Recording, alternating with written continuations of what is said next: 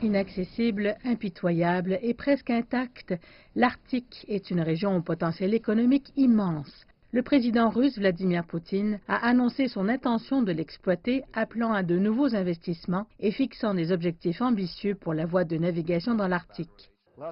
L'année dernière, il y avait environ 20 millions de tonnes de fret et notre président a chiffré cette donnée à 80 millions de tonnes d'ici 2024, soit 4 fois plus en 5 ans.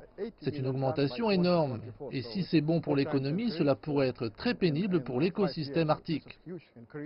Les experts disent que l'Arctique est en train de fondre plus rapidement que n'importe où dans le monde, un fait que les dirigeants des pays arctiques reconnaissent volontiers. On estime toutefois que la région contient 22% des ressources pétrolières et gazières mondiales encore non découvertes. Et à mesure que la glace fondra, le passage entre l'Europe et l'Asie deviendra beaucoup plus facile. Cet événement est rempli d'entreprises cherchant à tirer profit du développement de l'Arctique. Mais les dirigeants des puissances arctiques savent qu'ils doivent trouver un équilibre. L'Arctique est une terre d'opportunités inexploitée, mais c'est aussi un écosystème fragile, vulnérable aux dommages. Cela peut sembler une tâche insurmontable, mais la représentante des Nations Unies pour le climat a déclaré que les intérêts commerciaux et les mesures de protection de l'environnement ne s'excluaient pas. La prospérité et le bien-être des sociétés ne sont pas en contradiction avec la protection de l'environnement. Ici, dans cette région, certains des pays les plus prospères ont connu une croissance et une réduction constante de leurs émissions et se sont tournés vers des sociétés plus durables, ce qui a été possible. Il y a aussi des considérations stratégiques.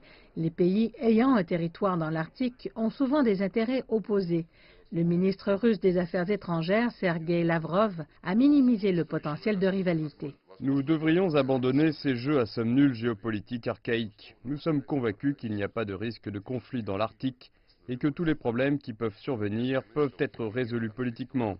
Et cette coopération s'étendra bien au-delà des limites du cercle polaire arctique. Bien que la Chine ne soit pas une puissance arctique, elle reste l'un des pays proches du Grand Nord et les changements qui se produisent dans l'Arctique affectent le climat, les écosystèmes, la foresterie et l'industrie de la pêche en Chine. L'Arctique est une partie du monde où les règles sont encore en train d'être écrites et où l'environnement reste relativement vierge.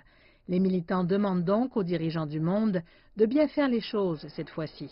Et comme la glace arctique continue de fondre, cet appel deviendra de plus en plus urgent.